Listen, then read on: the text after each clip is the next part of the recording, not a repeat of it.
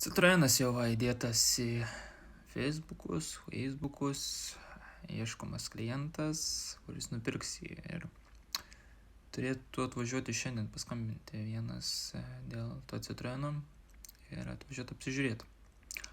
O ką mes kimbam toliau į darbus, ieškom toliau mašinos su defektu ar be defektų.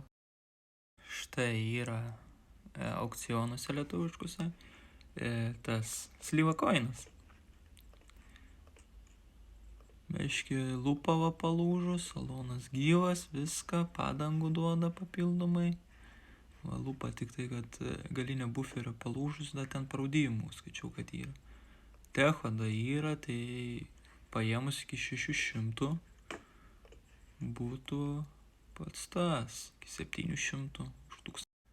Paskui dar vienas citriukas yra, vėl toks pat karočią. Bet šitam gal jau viskas gerai šį kartą, bet tai prašo. Tik rankinis va, nelaiko, akumas silpnas, šiaip kėbulo defektai. Kėbulo defektai visi tų metų turi. Irgi iki 500 pagriebti būtų labai gerai. Da galima uždirbti ką nors.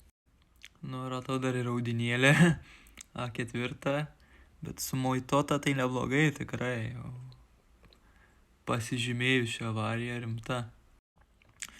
Kas su lietuvišku aukcionu biški yra ne taip fainai, tai kad nėra tos funkcijos, kad tipo iškart kiek statymai būna, tiek ir nupirkti. Būna dažniausiai pardavėjo rezervas padarytas. Yra 5 serijos BMW, tik tai, kad didžiausias jo minusas, kad yra mechanas. Vienas didžiausių minusų 5 serijos BMW'se. Kad mechanų nieks nenori jau.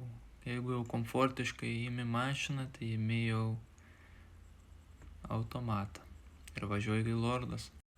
Šiaip būtų smagu pasimti kažkokią mašiną ir pasidaryti iš jos projektą, kad galima būtų kokiuose miškuose fest, dar kažką išbandymų pabandyti, visokių nesąmonių padaryti su ja.